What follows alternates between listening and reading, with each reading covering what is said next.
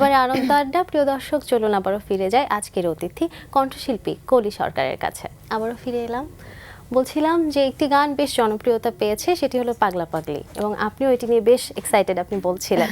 তো শুরুতেই কোন গানটি শুনবো? পাগলা পাগলি দিয়ে শুরু করি। তাহলে শুনি। গানের গীতিকার রাসেল কবির, আর আমার সাথে যিনি ডুয়েট কণ্ঠ দিয়েছেন তিনি হচ্ছে আকাশ মাহমুদ, সবাই চিনেন তাকে। আর যিনি মিউজিক করেছেন এই গানটির এন ফরহাদ। তো তাদের আসলে তিনজনের জন্য এই গানটি অনেক সুন্দর হয়েছে। তো আমি চেষ্টা করছি আমি ছোট্ট করে একটু গাওয়ার জন্য। তুমি ছুঁয়ে দিলে আগুন জ্বলে দিলে লাগে ঝটকা, দুষ্ট চোখের ইশারাতে পয়ড়া গেছি আটকা। মন্ত্র ছাড়াই আরে মন্ত্র ছাড়াই বশ করলা জাদু কি যে। পাগলি তোমায় করব প্রেমে পাগল হব নিজে, প্রেমে পাগল করব তোমায় পাগলি হব নিজে। তোমায় আমায় পাগলা পাগলি বলুক পাড়ার লোকে, কি যায় আসে পাড়ার লোকে দেখুক বাঁকা চোখে। সাঁতার দেব প্রেম যমুনায় বাসবো দুজন জলে। পাগলি তোমায় করব প্রেমে পাগল হব নিজে, প্রেমে পাগল করব তোমায় পাগলি হব নিজে। বাহ, এটি তো এক ধরনের চটকা তালের গান, তার মানে নিশ্চয়ই মঞ্চেও গান করা হয় বা সেই অভিজ্ঞতা আছে। মঞ্চে গান করতে কেমন লাগে? মূলত গান করলে আর কি তৃপ্তি পাই, যে যখন মঞ্চে উঠি ওটাই বেশি ভালো লাগে সব সময়। এবং মঞ্চের যে দর্শক তাদের আসলে কোন ধরনের গান শুনতে বেশি স্বাচ্ছন্দ্য বোধ করে? মূলত তারা ফোক গানটাই বেশি পছন্দ করে। এবং আপনিও বলছিলেন যে আপনি নিজেও ফোক গান করতে বেশি পছন্দ করেন। আমি বেশি পছন্দ করি। গান যেহেতু বলা যায় যে গুরুমুখী শিক্ষা, সেক্ষেত্রে আপনার গুরুদের গল্প একটু জানবো। আমার গুরু হচ্ছে শ্রদ্ধেয় বাউল সম্রাট আব্দুর রশিদ সরকার। ওনার কাছে আমার ছোটবেলা থেকে গান শেখা। আপনার মৌলিক গান ইতিমধ্যে বেশ কয়েকটি করেছেন বলছিলেন, তার মধ্যে উল্লেখযোগ্য যদি কতগুলো মৌলিক গানের কথা বলি, কোন গানের কথা? অনেকগুলো আছে। একটি গান আছে ও আমার জান পাখি। আসলে এই গানটা নিয়ে আমি একটু কথা বলতে চাই। ও আমার জান পাখি গানটা মোটামুটি ভালো ভাইরাল একটি গান, বাট এই গানের সিঙ্গার যে আমি এটা কেউ জানে না। মানে আমি যদি কারোর কাছে না বলি যে এই জান পাখি গানটা হচ্ছে আমি সিঙ্গার, বলে তুমি এই গান করেছ, বলি হ্যাঁ এটা অনেক আগের করা। আর রিসেন্ট একটি গান করেছি, এটা আবার মৌলিক গান, আমি তোমার কাছে চাইয়া গো তোমার কাছে যাই। এই গানটাও ভালোই সাড়া পাচ্ছে। এই তো চলছে। আরো এরকম অনেক গান আছে, মৌলিক আছে, ডুয়েট আছে, সব রকমের গান করার চেষ্টা করি। সেক্ষেত্রে কি কখনো গান নিজে লেখা বা সুর করার অভিজ্ঞতা হয়েছে কিনা, যে নিজের গানটা নিজে সুর করছেন বা লিখছেন, এমন হয়েছে কখনো? হ্যাঁ, লিখি অনেক সময়, শুরু করি দু একটা গান, অন্যরকম না, টুকটাক আর কি, মন চাইলে যে একটু করি এই। এবার একটু শুরুর গল্পটা জানবো, কিভাবে আসলে গানের যাত্রাটা শুরু হয়েছিল? আসলে আমি যে সিঙ্গার হব এটা আমার কোনো স্বপ্ন ছিল না। এই স্বপ্নটা ছিল হচ্ছে আমার মায়ের। প্রথমত হচ্ছে আমার ভাইয়া গান শিখতো, তো আমি ছোট ছিলাম, বসে থাকতাম হারমোনিয়ামের উপরে, দেখতাম যে কি করে না করে। কিন্তু আমি দুষ্টু ছিলাম অনেক। ওনারা বলতো যে ও যে দুষ্টু, ওকে দিয়ে গান করানো যায়। হ্যাঁ, কিন্তু আমি একদম গানের বিরোধী ছিলাম, যে না আমি গান তো শিখবই না। এমনকি আমার বাবা একদিন আমাকে গান শুনতে নিয়ে গেছে একটা জায়গায় যেখানে গান হচ্ছে। তো একটা সিঙ্গার, উনি আমার নাম জিজ্ঞাসা করছে তোমার নাম কি। মানে আমি ভয়ে কান্না করে দিছি, যে আমার বাবা বলতেছে তুমি কান্না করো কেন। আমি বললাম আমার নাম জিজ্ঞাসা করলো কেন। মানে এতটা ভীতু ছিলাম যে আমি যে কখনো শিল্পী হব এই স্বপ্নটা আমার ছিল না। এই স্বপ্নটা আমার মা আর ভাইয়ের ছিল। শিল্পী হবার স্বপ্ন ছিল না এবং শিল্পী হতেও কখনো চাননি। সেক্ষেত্রে কিন্তু শিল্পী সত্তাটা অনেক কঠিন নিজের মধ্যে ধারণ করা, এটা তপস্যার বিষয় থাকে। সেক্ষেত্রে একজন নারী শিল্পী হিসেবে কি কি প্রতিকূলতার সম্মুখীন হতে হয়েছে? অনেক কিছু। আমরা তো, আমার বেড়ে ওঠাটা হচ্ছে গ্রামে।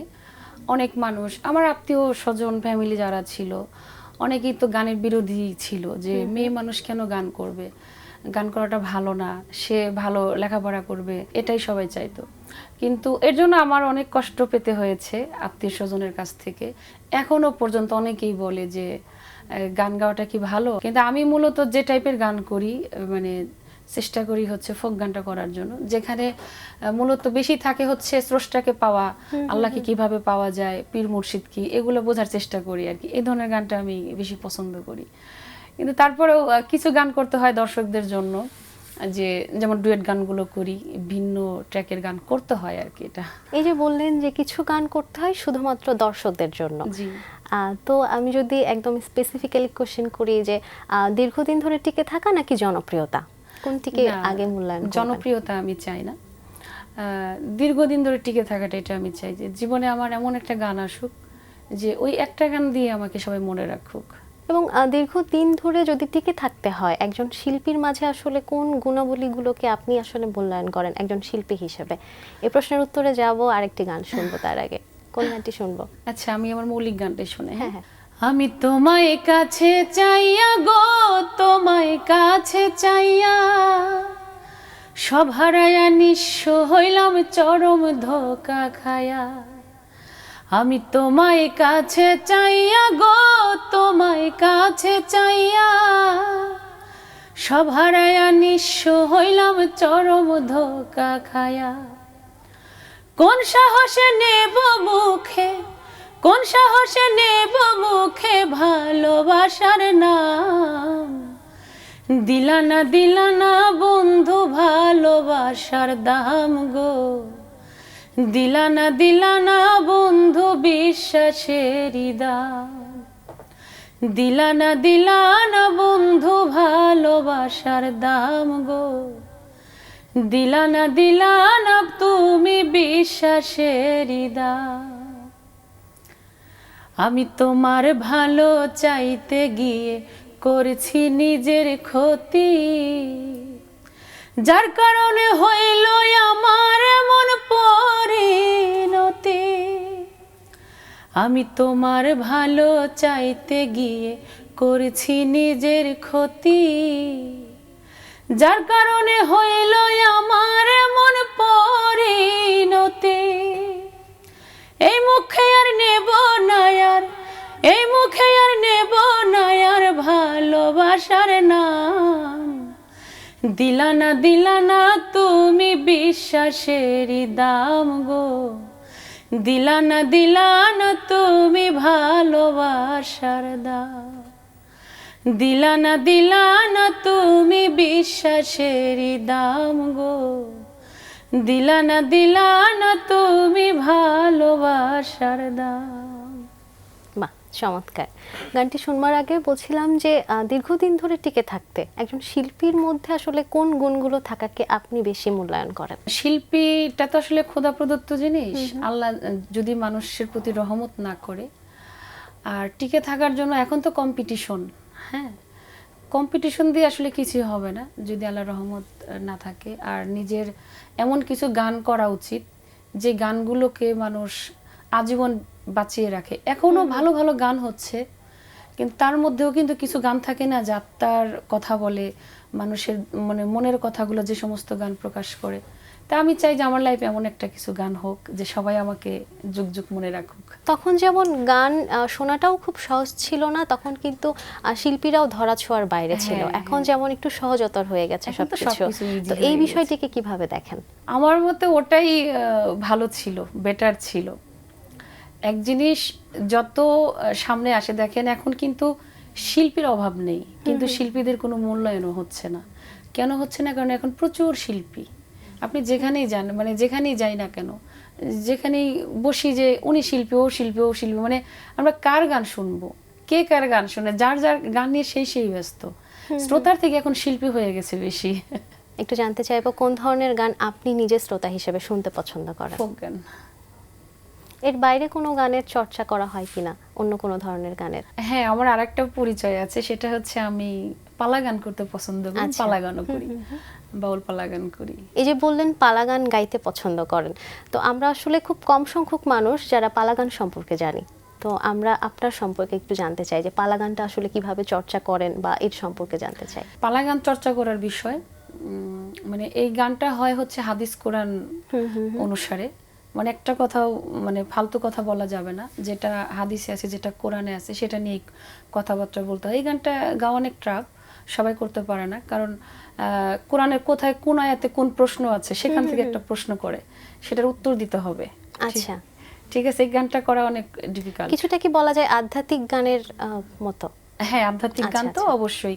এখানে বিভিন্ন সাধকদের গান থাকে, লালন সাইজির গান থাকে, তারপরে হচ্ছে রাধারমন দত্তের গান থাকে, বাউল আব্দুল করিম শাহর গান থাকে, দলিল উদ্দিন খায়ের গান থাকে, রশিদ উদ্দিনের গান থাকে, মানে বিভিন্ন যারা সাধক আছে তাদের গান থাকে, এগুলো নিয়ে আর কি পালা গানটা হয়। তাহলে পালা গান করতে বেশি স্বাচ্ছন্দ্য বোধ করেন নাকি নিজের মৌলিক গানগুলো বেশি করা হয়? পালা গানটা আমি বেশি স্বাচ্ছন্দ্যবোধ মনে করি, মৌলিক গানও করি, মানে আমার এখন লাইন দুটো হয়ে গেছে আর কি। খুব ভালো লাগলো আপু আড্ডা দিয়ে। আয়োজনের একেবারে শেষ পর্যায়ে চলে এসেছি, আপনার জন্য শুভকামনা রইল।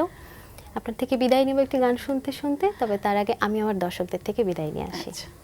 দর্শক, এতক্ষণ কথা হচ্ছিল অতিথির সঙ্গে, এবার সময় হলো বিদায় নেবার। আমাদের অনুষ্ঠান সম্পর্কে আপনার যে কোনো মতামত ও পরামর্শ জানাতে লিখুন এই ঠিকানায়। প্রযোজক দিন প্রতিদিন, Bangla vision, Noor tower, 110 Biruttam, CR Dutta road, Dhaka 1205। Phone number 96320303-4। আমাদের ইমেল অ্যাড্রেস dinprotidin@banglavision.tv। ইংরেজ দার্শনিক বার্ট্রান্ড রাসেলের একটি উক্তি বলে বিদায় নেব আজ। তিনি বলেছেন, সেই জীবনই শ্রেয় যে জীবন ভালোবাসা দ্বারা অনুপ্রাণিত এবং জ্ঞান দ্বারা পরিচালিত হয়। প্রিয় দর্শক, সবাই ভালো থাকুন, সুস্থ ও সুন্দর থাকুন। আজ সারাদিন সবার জন্য শুভ ও কল্যাণময় হোক। এবার গান। আমি ধন্যবাদ জানাচ্ছি আপু আপনাকে অতি চমৎকার করে উপস্থাপনা করার জন্য, আমাকে তুলে ধরার জন্য, এবং বাংলা ভিশন টিভিকে অনেক ধন্যবাদ জানাচ্ছি এত সুন্দর আয়োজনে আমাকে আমন্ত্রণ করার জন্য। সহযোগী যারা ছিলেন সকলের প্রতি আমার সালাম। আর দর্শক শ্রোতা যারা আছেন সবাই আমার একটাই অনুরোধ, সবাই বাংলা গান শুনবেন, বাংলা গানের সাথে থাকবেন, বেশি বেশি করে গান শুনবেন, গান শুনলে মন ভালো থাকে, আমার জন্য দোয়া করবেন, এতটুকুর প্রত্যাশা। তো আমি এখন একটি বিখ্যাত একটি গান সবাই জানে, ফোক গান, গানের গীতিকার হচ্ছে আকাশ দেওয়ান সাহেব, ওনার লেখা একটি গান দিয়ে আমি আজকের অনুষ্ঠান শেষ করতে যাচ্ছি। শুনি। পর মানুষে দুঃখ দিলে দুঃখ মনে হয় না, পর মানুষে দুঃখ দিলে দুঃখ মনে হয় না, আপন মানুষ দুঃখ দিলে মেনে নেওয়া যায় না, আপন মানুষ কষ্ট দিলে মেনে নেওয়া যায় না। সবার একজন মনের মানুষ, প্রাণের মানুষ থাকে, মন প্রাণ যার করিয়া ভালোবাসে তাকে। সবার একজন মনের মানুষ, প্রাণের মানুষ থাকে, মন প্রাণ যার করিয়া ভালোবাসে তাকে। যে যাহাকে ভালোবাসে কষ্ট যেন দেয় না, যে যাহাকে ভালোবাসে দুঃখ যেন দেয় না, আপন মানুষ কষ্ট দিলে মেনে নেওয়া যায় না, কাছের মানুষ দুঃখ দিলে মেনে নেওয়া যায়